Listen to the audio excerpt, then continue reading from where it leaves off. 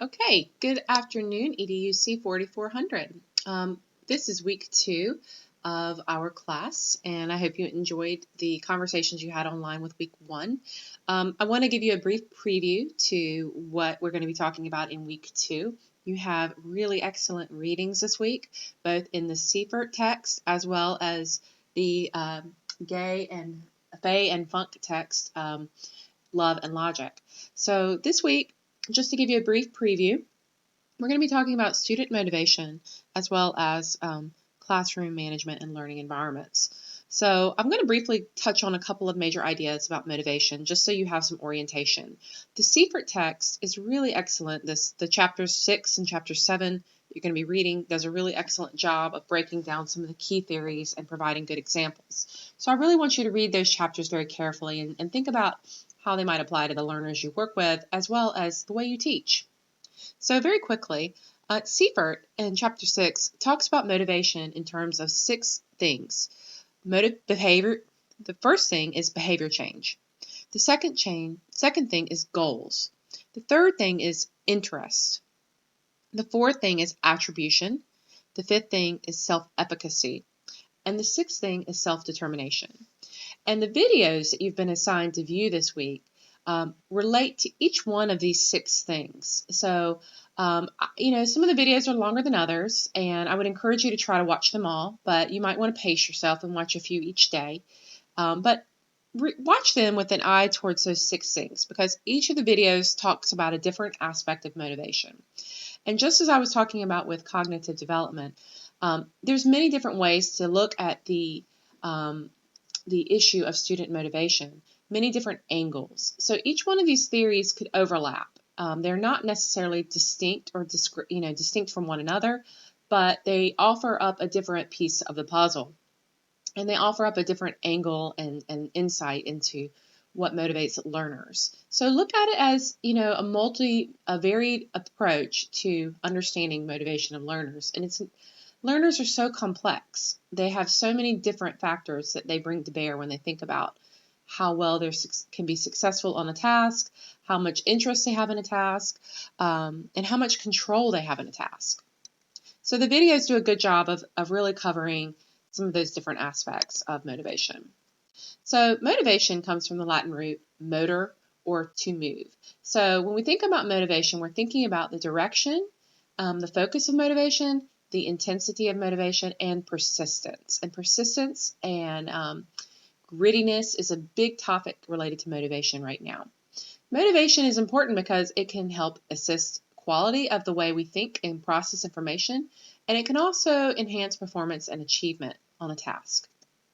So, what determines whether teachers are motivating? This is so varied. Just like, thinking about how to take rubble and turn it into a beautiful home. It takes effort, and it takes persistence, and it takes understanding and design to be able to do that. So think about constructing motivation. We go back to that term that we just talked about in our last week's readings with constructivism. Just like building upon prior knowledge, we have that same idea of constructing motivation. We have to build upon prior understanding, experience, and help a learner develop some motivation in a subject if they don't already have it. So I'm going to briefly touch upon a couple of major ideas that you're going to read about in the text and see in the videos. The expectancy theory talks about whether or not an individual believes they can accomplish a specific task. So what do I expect? Do I expect success, or do I expect failure? And the second piece is how well they value the task. So do I even want to do it? So this is like me, if I were asked to run a 10K, I would expect, in my current level of fitness, to not be able to run a 10K very well. Probably not to run the 10K at all. I would probably expect to fail if I have to be asked to run a 10K. And do I value it? Well, I do value it to some extent. I think it's important to be in physical shape. But do I want to run it? No, I don't want to run it. So that's related to my expectancy as well as my value. So, an individual needs to believe that A can be successful, and B, that they care about the task.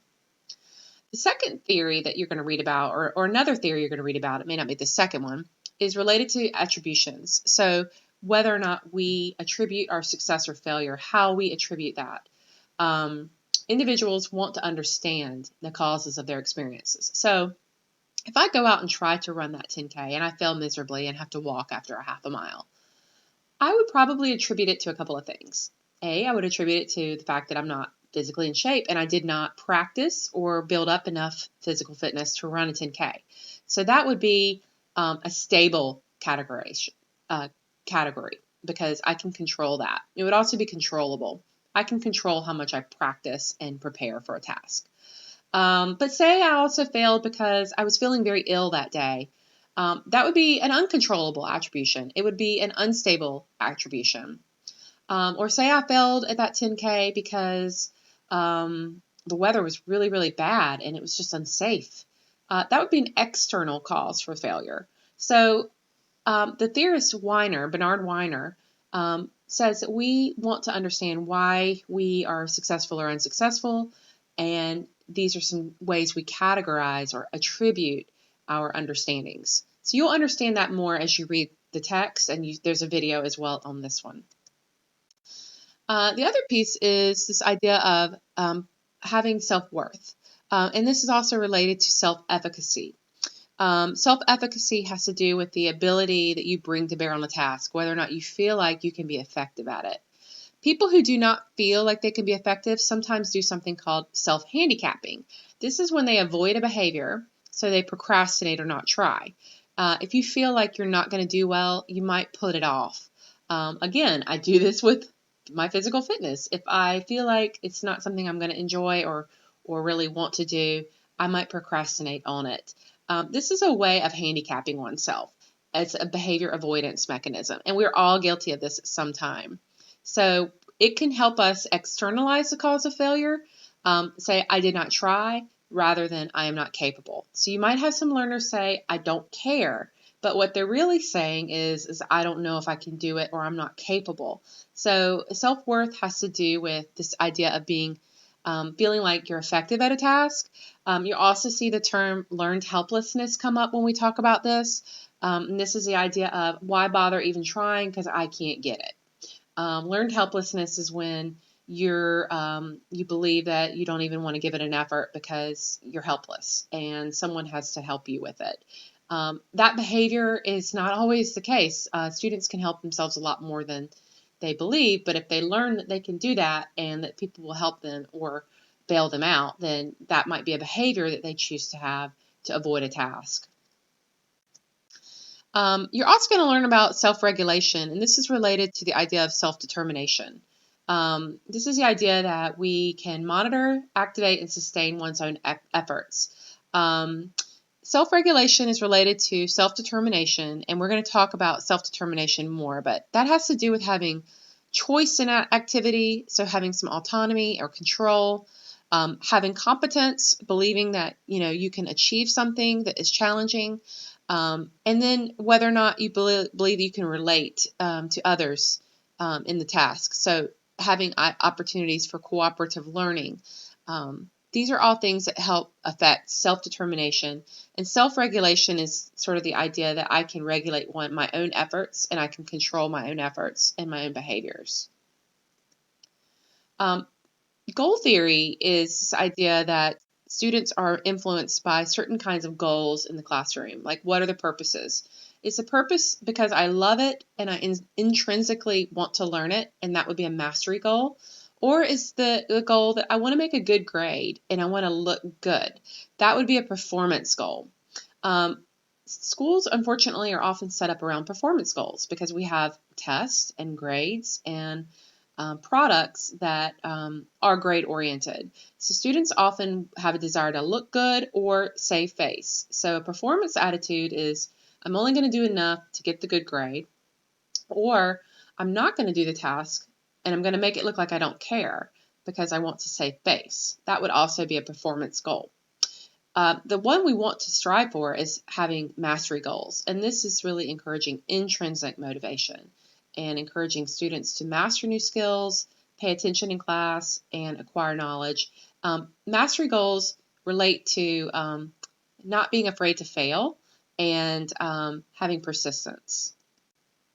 The last one, I think this is the last one, is student interest. And this is the idea that, do I even care? Can I sustain interest in something long term?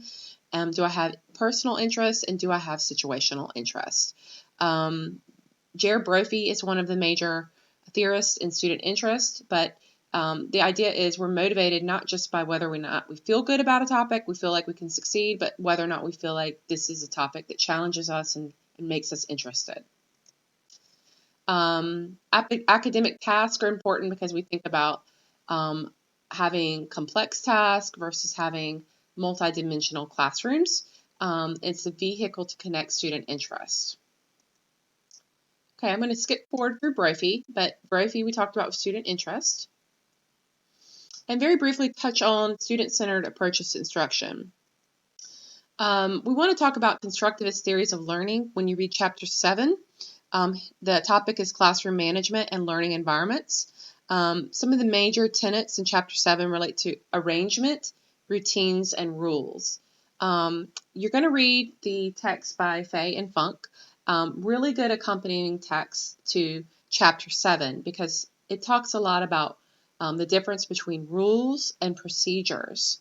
And it talks a lot about setting up an environment for good behavior and an environment for good success. So when you think about learning about classroom management, think about how the learning environment itself makes a difference when we think about classroom management. So it's not just about enforcing rules, but it's about in setting up a good routine and practice and procedure.